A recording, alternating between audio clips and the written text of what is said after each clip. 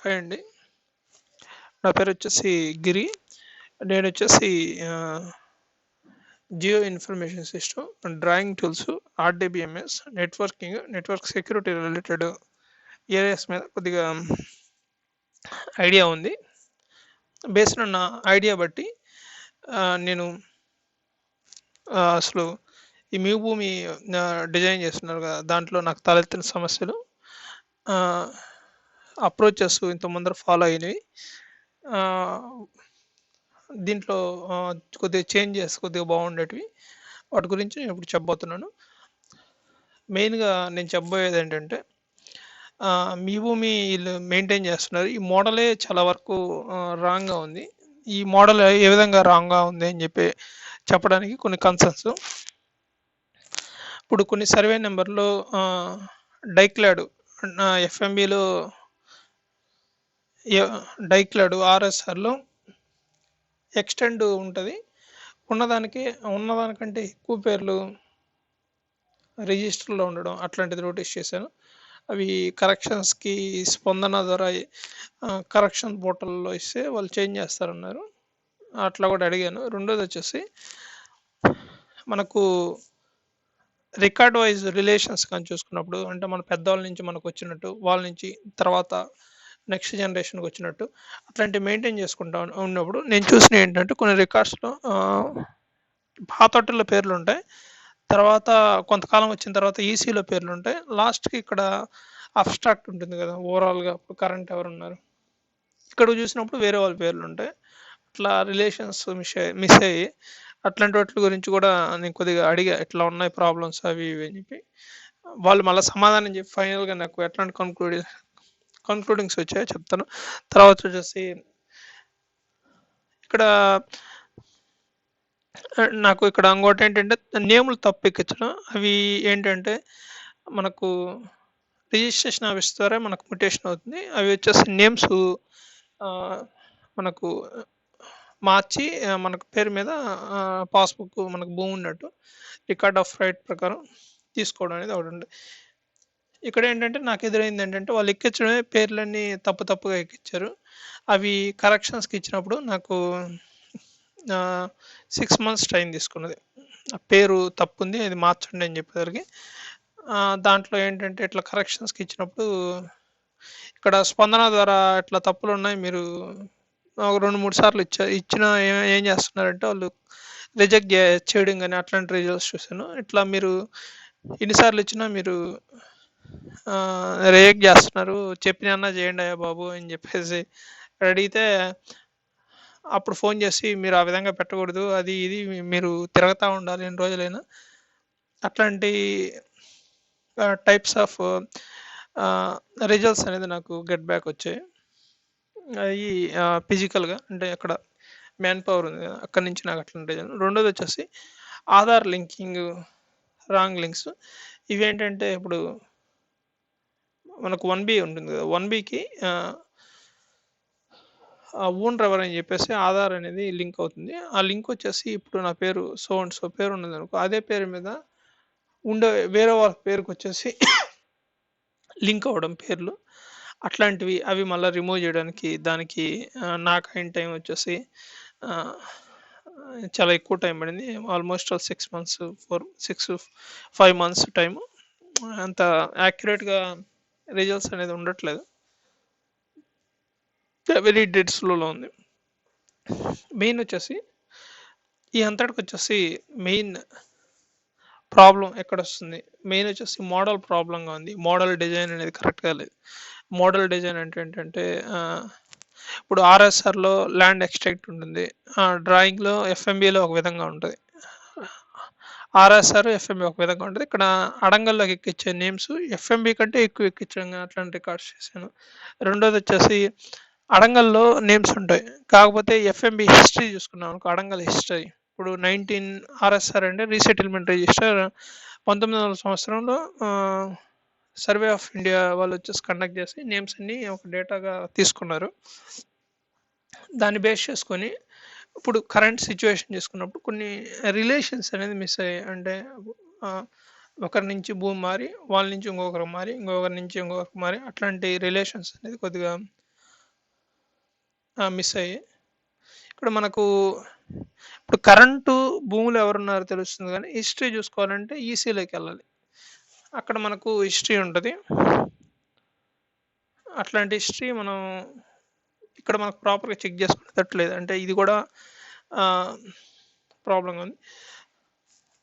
ఇట్లాంటిది కొద్దిగా దీంట్లో మనం టాపిక్ వచ్చేసి కొద్దిగా ఇన్వాల్వ్ చేసి చూపిస్తాను. First geo information system. ఇప్పుడు ఏంటంటే అక్షాంశాలు రాకాంశాలు లాంగిట్యూడ్ లాటిట్యూడ్ని బేస్ చేసుకొని మేము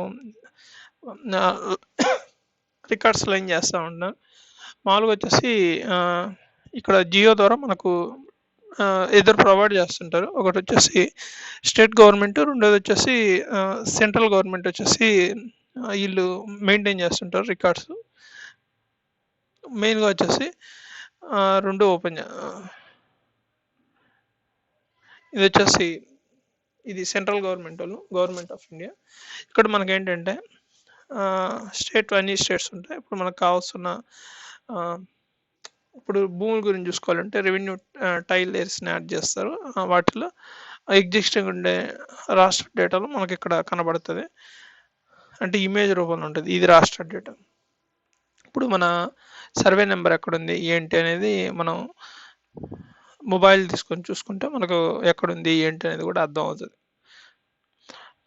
రెండోది వచ్చేసి వీళ్ళు ఒకటి ప్రొవైడ్ చేస్తారు. రెండోది వచ్చేసి స్టేట్ గవర్నమెంట్ ఈ వర్క్ అవ్వట్లేదు ఏంటో మరి స్టేట్ గవర్నమెంట్ది. ఇంతమంది పనిచేసేది వీళ్ళు ఇప్పుడు తీసేస్తారు మరి ఎందుకు. మనకు ఇది ఒకటే రిఫరెన్స్గా ఉంది చూసుకోవడానికి మన భూములు ఎక్కడెక్కడ ఉన్నాయి ఏంటని. ఫైన్, ఇక్కడ చూసుకొని మనం చూసుకోవచ్చు. భూమి మనం మొబైల్ తీసుకొని జీపీఎస్ చూసుకుంటే మనకు ఎంత దూరం ఉంది. కొన్ని స్పెషల్ ప్లగిన్స్ ఉంటాయి, వాటి ద్వారా ఎంత ఏరియా ఉంది ఎక్స్టెంట్ అవి కూడా తెలుస్తాయి. ఇక్కడ పనిచేసే వాళ్ళంతా ఈ టూల్స్ డిజైన్ చేస్తుంటారు బేస్డ్ ఆన్ కస్టమైజేషన్. ఇప్పుడు సర్వేయర్ వాళ్ళు వీళ్ళు ఉంటారు కదా, వాళ్ళు మొబైల్లో ఉండగా ఇట్లాంటి టైల్ లేయర్ ఒకటి ఉంటుంది. వాళ్ళు మొబైల్ తీసుకొని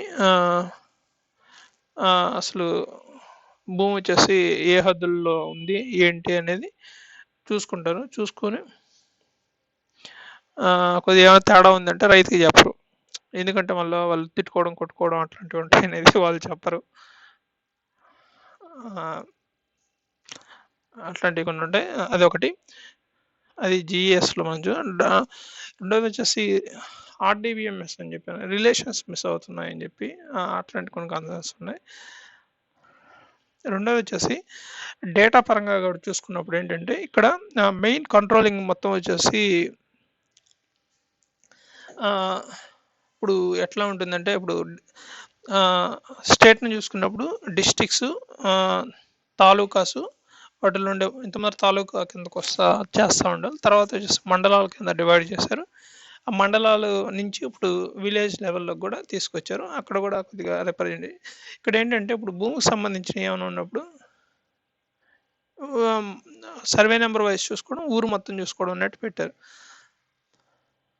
ఇప్పుడు మనకు ఈ మోడలే రాంగ్. ఇప్పుడు వాళ్ళు ఏం మార్చారంటే అది మారిపోతుంది. మళ్ళీ వచ్చేసి మనం ఇక్కడ మన ఇన్వాల్వ్మెంట్ లేకుండానే మారిపోవడం. అంటే అసలు అబ్స్ట్రాక్ట్ ఎట్లా ఉంది అంటే ఏం తెలియకుండా ఇప్పుడు మన దాంట్లో పేర్లు ఉన్నాయి, ఆ పేర్లు కరెక్షన్స్ కూడా వాళ్ళ సైడ్ నుంచి ఇప్పుడు అది తప్పే ఉంటుంది.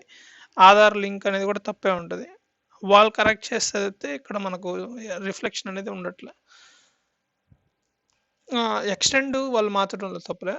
ఏంటంటే సర్వే చూసి కరెక్ట్గా ఉందా లేదా అనేది అట్లాంటి టెక్నికల్ ఆస్పెక్ట్స్ వాళ్ళ టీంని అసైన్ చేశారు కాబట్టి వాళ్ళు చేయడంలో తప్పలే. ఈ మినిమం ఉంటాయి కదా థింగ్స్, ఎక్స్టెండ్ ఎంత ఉంది, మన పేర్లు ఏమైనా తప్పులు ఉన్నాయి, ఆధార్ రాంగ్స్ ఉన్నాయి, ఆ ఎంటిటీస్ అవన్నీ మన హ్యాండ్ ఓవర్లో ఉండట్లే. ఈ మోడల్లో కొద్దిగా అది రాంగ్. ఇప్పుడు జీమెయిల్ అనుకో, ఇప్పుడు నాది ఇక్కడ పేరు తప్పు ఉంది, ఇక్కడ నేను వెళ్ళి పేరు కానీ తప్పు ఉంటే నేను ఇక్కడ మార్చుకునేదానికి అవకాశం ఉంటుంది. బేస్డ్ ఆన్ ఆటోమేటిక్గా ఆధార్ నుంచి తీసుకోవడం కానీ అట్లాంటి కొద్ది కన్సర్న్స్ ఉంటాయి. మనకు ఇక్కడ చూసుకున్నప్పుడు ఇట్లా ఉన్నాయి. కాబట్టి ఇక్కడ మనకు ఆ కన్సర్న్స్ అనేది ఉండట్లే. ఒక సూపర్వైజ్డ్ అంటే ఒక వేరే వాళ్ళు పర్టికులర్గా టీమ్ వచ్చేసి చేంజ్ చేయాలి. ఆ టీమ్స్ వచ్చేసి సరిగా రెస్పాండ్ అవ్వనంటే నాకు కొద్దిగా జరిగిన ఏంటంటే వెరీ డెడ్ స్లో రెస్పాన్స్. ఇప్పుడు ఆధార్ నేమ్స్ కరెక్షన్స్ ఇచ్చాను, ఇది చాలా టైం తీసుకుంటుంది. తీసుకున్న వాళ్ళు ఏంటంటే వార్నింగ్స్, సీక్వెన్స్ ఆఫ్ వార్నింగ్స్, నువ్వు అట్లా అడగకూడదు, అట్లా ఏంది అడిగేది, నువ్వు తిరగాలి ఎన్నిసార్లు అయినా, ఆ, నువ్వు తిరగతానే ఉండాలి అని అన్నట్టు వాళ్ళు రెస్పాన్స్ అనేది అట్లా ఉంటుంది.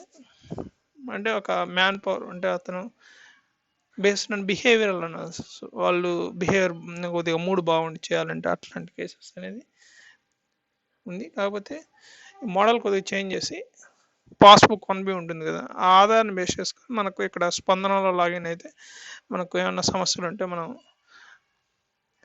ఇట్లా ఇష్యూస్ గురించి ఇస్తే మనకు కన్సర్న్ రెస్పాన్స్ అని మనకి ఏ విధంగా వస్తుందో సేమ్ అదే విధంగా ఇక్కడ కూడా చేసి లాగిన్ తీసుకొని, ఇప్పుడు సపోజ్ ఇప్పుడు నా యొక్క భూమి ఉంది 1B రికార్డ్ ఆఫ్ రైట్, దాంట్లో లాగిన్ అయ్యేసి ఇప్పుడు మనకు గవర్నమెంట్ రిలేటెడ్ కొన్ని సిచ్యువేషన్స్ ఉంటాయి. ఎట్లాంటివంటే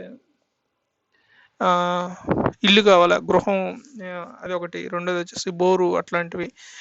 రెండోది వచ్చేసి సీడ్స్ కొద్దిగా డిస్ట్రిబ్యూట్ చేయడం కానీ, ప్రాఫిట్స్, మళ్ళీ రిజిస్ట్రేషన్స్. ఇప్పుడు ఆ లాగిన్ ద్వారా ఇప్పుడు అతను ఎవరైనా సేల్ చేయాలంటే ఆ లాగిన్లోనే సేల్ అని ఇవ్వగానే పబ్లిక్ ప్రొఫైల్లో మనకి ఇక్కడ సేలర్స్ లిస్ట్ డిస్ప్లే అవ్వడం కానీ అట్లాంటి మోడల్ అనేది ప్రిపేర్ చేస్తే కొద్దిగా చాలా వరకు ఫ్లెక్సిబిలిటీ ఉంది. ఇది ఏంటంటే ఓపెన్గా ఉంది, ఇది ఒక అబ్స్ట్రాక్ట్గా ఉండాలి, అది ఇంకొకటి విధంగా ఉంటే మెజారిటీ ఆఫ్ ఫ్లెక్సిబిలిటీ అనేది వస్తుంది.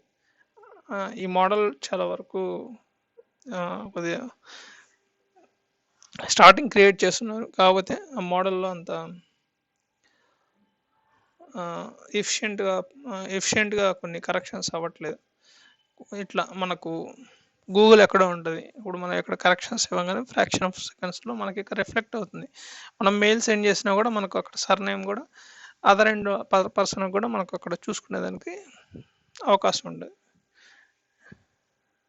అట్లా అట్లా ఉంది.